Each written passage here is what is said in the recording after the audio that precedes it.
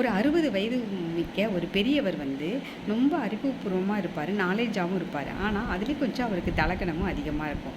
அதனால எதிர்க்க வர சின்னவங்கலேருந்து பெரியவங்க வரைக்கும் எல்லார்கிட்டயும் ஒரு கொஸ்டின் கேட்பாரு.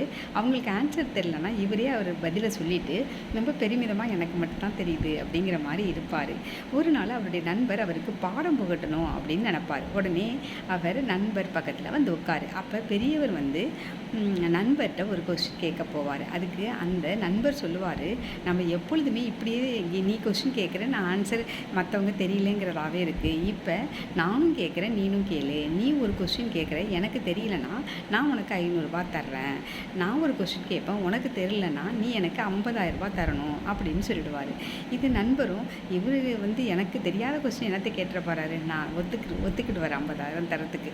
உடனே இந்த பெரியவர் வந்து நண்பர்ட்ட கேட்பாரு, சூரியனுக்கும் பூமிக்கும் இடையில எவ்வளோ டிஸ்டன்ஸ் இருக்குது அப்படின்னு சொல்லிட்டு. நண்பருக்கு தெரியாது. எனக்கு தெரியாது, இந்த ரூ. 500 வச்சுக்க அப்படின்னு சொல்லிட்டு நண்பருக்கு கொடுத்துருவாரு. பெரியவருக்கு கொடுத்துருவாரு. அப்போ இந்த நண்பர் கொஸ்டின் கேட்பாரு. அதாவது பகலில் 2 காலும், நைட் ஆனால் 4 காலும் உள்ள ஒரு மிருகம் தெரியும், அந்த மிருகத்தோடைய பேரை சொல்லு அப்படின்னு சொல்லிட்டு.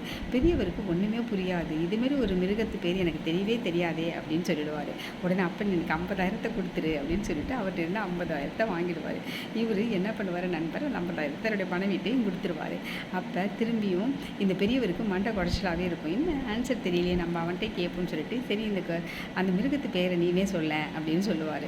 உடனே இந்த நண்பர் எனக்கும் தெரியாதே அப்படின்னு சொல்லிட்டு தன்னிட்ட இருந்து ஒரு 500 நண்பருக்கு கொடுத்துருவார்.